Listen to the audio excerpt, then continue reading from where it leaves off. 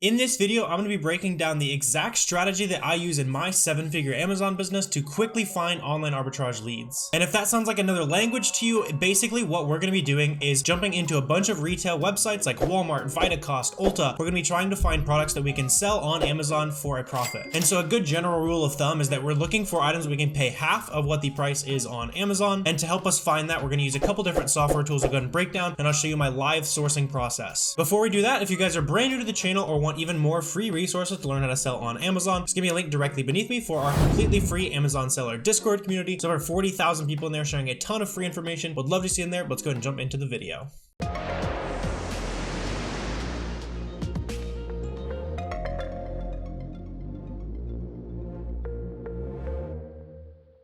So we're going to be breaking down the exact strategy that my quickest team members use at the biggest my team's ever been. We've had 20 virtual assistants sourcing leads doing this exact process. And I asked some of my very best virtual assistants to kind of break down what they do in a day. And so I'm going to show you exactly the document they gave me. I'll show you exactly kind of the process they're doing throughout their day. So the first thing that they go ahead and do is they start setting up some tactical arbitrage scans. So if you're brand new to tactical arbitrage, essentially what it lets you do is plug in almost any website. There's 500, something like that websites on here. Definitely quite a few sites. You can plug in a website. So for example, I went ahead and noticed that Barnes & Noble is running a 20% off coupon. And so in my mind, that seems like a pretty good opportunity for us to go and scan potentially profitable products. So I'll go ahead and punch in Barnes & Noble there. And then over here, I can start picking the specific categories that I want the tactical arbitrage to go ahead and scan through. So for example, I might just go ahead and click the toys and games category, filming this right before Christmas. So there's probably gonna be a bunch of super hot toys products. Maybe we could hop on that. Maybe do a little bit of merchant fulfillment, kind of a timely topic at least. Down here on the bottom is where the real magic's gonna happen. After we've gone ahead and hit add to bulk there, it's gonna add it into tactical arbitrage. And then this down here is where we go ahead and punch in all of our filters. I'm not going to run through all the filters here. I've got much more detailed guides specifically on tactical arbitrage if you want to check out one of those videos. But this box right here, the discount, the cashback, and the gift card box is where the real magic happens with using tactical arbitrage, because we've gone ahead and we went the extra step here and said, all right, there's a 20% off sale on Barnes & Noble. Now I'm going to go ahead and plug in 20%. And so that's going to tell the software here that anything it scans is 20% off. That's going to go in the extra step. And so while it's comparing the prices from Barnes & Noble to Amazon, trying to see if there's profit opportunities, it's going to know that all of those items are 20% off. The next thing we would want to do is go ahead and look at a site like Cashback Monitor. And so what Cashback Monitor will do is it'll go ahead and aggregate a lot of the cashback providers. So for example, it looks like Barnes & Noble only has 2. This other provider, Fluzz, I'm not sure if I've ever used them. Let me know in the comments if you used them before, if they're decent. Rakuten in this case is going to give us 1.5% back of whatever we spend. So we can go ahead and punch that down into here as well. So we got 1.5% cash back. On top of that, I would also be putting this on a credit card that has 2% cash back. So that's really going to be 3.5% cash back. And if you want to get really fancy, you can buy discounted gift cards, all that good stuff. I won't really get into the nitty gritty on that. You're going to want to go ahead and throw in some filters. Again, I'm not going to dive into it. If you haven't seen those videos before, just go ahead and pause here. You can try out something like this. Just kind of filters out the junk, helps you make sure you're looking at products that might actually be profitable. And then I would go ahead and filter out products that are at least $3 in profit, and then can't see it over there, but it's 35% ROI. So once you go ahead and do that, just go ahead and click the search button over here, and it's going to go ahead and search this sale for you. We've already gone ahead and run this scan, so we can go ahead and look through some of this data here. So once you let that scan run for a little bit, it'll start showing up in the view data tab over here. And so the way that this data is laid out here is going to be pretty important to making sure that you're actually successfully using tactical arbitrage. I know one of the biggest concerns people have with this software is it pulls up a bunch of junk, a bunch of mismatches, that kind of stuff. And that's just the nature of using scanning softwares. And so to help you kind of prevent that, or at least be able to identify when there are mismatches, you're going to want to make sure you go to manage columns here, and then you can rearrange these columns in whatever order. So history chart, I would highly recommend showing up there. That's the keep a chart right here, showing us if we'd be interested in this item right away. It's also going to be important to have the source, the title, product image, and then the Amazon title and Amazon image here as well. Because as we're looking through these items, I can see immediately based on this keep a chart right here, there's not really any sales rank on this keep a chart. The price is very, very consistent. And so I know right away that I can probably skip an item like this, although we can see that it is the same item. So that is a nice reassurance that we would maybe be interested in this. In this case, this keep a chart is either glitching out or it's just not an interesting keep a chart at all. This right here is another good example of why putting your keep a charts on the page is so important. We can see that usually this item is selling for about 36 bucks. Right now, for whatever reason, the price has very recently gone to $57, probably because of peak holiday demand and all that kind of stuff. In this case, it looks like our adjusted price here, so that's our price after our discounts and all that good stuff, is actually 16 bucks. So if we could sell that for 36, that's over double. So this might actually be something that I would go ahead and check out. I would bet that this is probably out of stock based on the kind of demand it was in on Amazon. So it's actually in stock for shipping. So that could be an interesting product here. And over here on Amazon, as we were kind of noticing, it's consistently selling on the Keepa chart, kind of showing us throughout the past history. It's selling for about anywhere from 39, 37, kind of in that range. And it looks like with peak holiday pricing, lots of the prices are going up, which kind of makes sense. SellerAmp's telling us it's selling 78 times a month. After our coupons and everything over here, we're getting 20% off. The tactical arbitrage was telling us our adjusted price after cashback and all that good stuff is gonna be about $16.50. So we can just round it up to 17 bucks just for convenience there. In this case, if we really are able to sell it for 60 bucks like it is right now, that would be an absolute home run. If the price returns back down to where it normally is at 39 bucks, looks like we're making 10 bucks there. So overall, I think we may have found a decent lead right away. The next thing I would do is just make sure that the item is actually the same thing. So I'd probably check out a couple of little pieces, make sure, maybe their clothes are the same and the logo on the tent is the same, just to make sure that I'm not going to be sending the wrong item to the customer. You don't want any returns, anything like that, of course. In this case, everything seems to be checking out. I wonder if this brand might be excluded. So a lot of times these coupons, you can click see more details. Sometimes it'll say,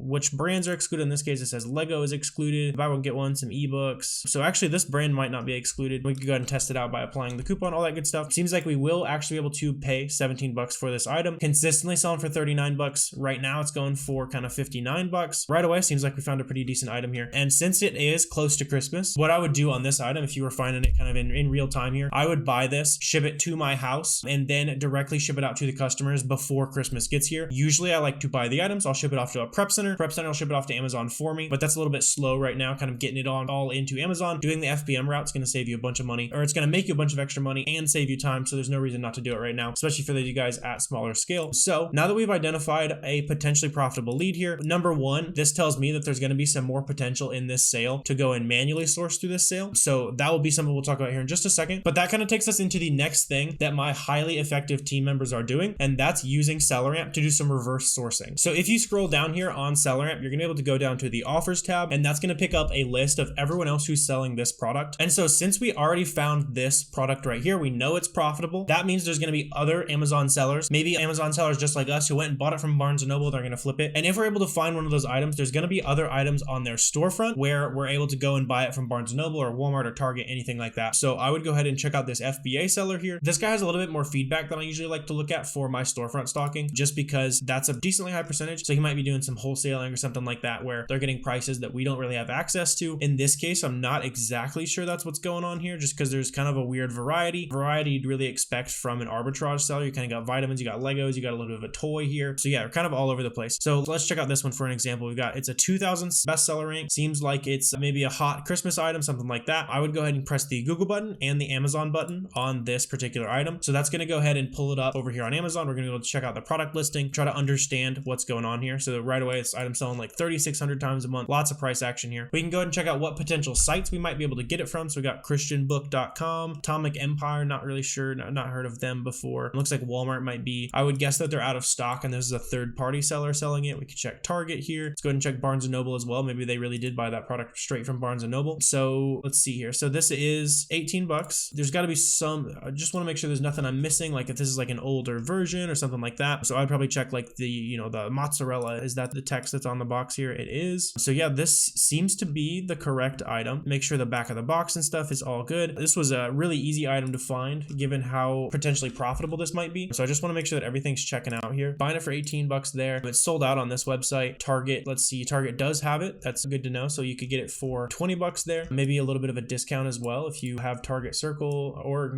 spend 100, save 25. That could be even better on that. This game right here, again, if this 20% off code applies here, that'd be a $16 buy cost. So between either Target or Barnes & Noble, really would be able to buy this for about 16 bucks or so. Plugging this into SellerAmp over here for paying 16 bucks, consistently selling. There's no buy box in this listing, so I'd go ahead and check out the FBM and FBA offers. Pretty consistently selling around 37 bucks, maybe 36 on the low end. On the high end, it's going for like 40 bucks. So right there, people made some sales at 45 bucks, as you can see. So that's kind of crazy. Yeah, so this would be something I'd definitely be super interested in. This one seems like one of those deals that's honestly like too good to be true almost. So let me know if I missed something on this, but it seems to be the exact same thing. A lot of these sites seem to have it in stock. So this seems honestly like an absolute home run of an item. If it's selling 3,600 times a month, we're able to get it for like 16 bucks across a couple of those sites. So between Target or Barnes & Noble, maybe you buy it on both, so you can kind of get around order cancels just by placing orders in two different websites. In that case, I would go ahead and see how many of these we'd actually be able to kind of sell here. So we've got these guys on the listing for like 38 bucks or so. And then there's quite a few guys on the listing for $40. And so really, I would consider the the competition on this listing to be within just a couple percentage points of the buy box price. In this case, there's no buy box. Usually it's like add to cart or something like that. I'm sure you're familiar with that as you're shopping on Amazon. So in this case, these guys right here are really the only competitive sellers. If we wanted to hop on here and we compete with them, theoretically, you could sell like 800 of these this month. I probably wouldn't immediately buy 800, but just based on the kind of the data we're seeing here, sells really well. Doesn't seem to be too awful much competition. There is 39 FBA sellers, which is a decent amount, but it's not too insane given the demand on this item. So I would probably buy anywhere from 50 to 100 to see how it goes. Make sure I don't have the wrong thing, anything like that, and then probably go a little bit deeper from there. But right away, finding another decent product there. And so the last thing that my highly effective team members will do is go ahead and do a little bit of manual sourcing. So I picked out a random kind of holiday sale of sorts. So we got this Ulta Beauty sale going on. There's going to be some products in these sales where there's really not too much to go ahead and look through. So, you got a sale like this was only 13 items. This could be a decent opportunity to go ahead and open,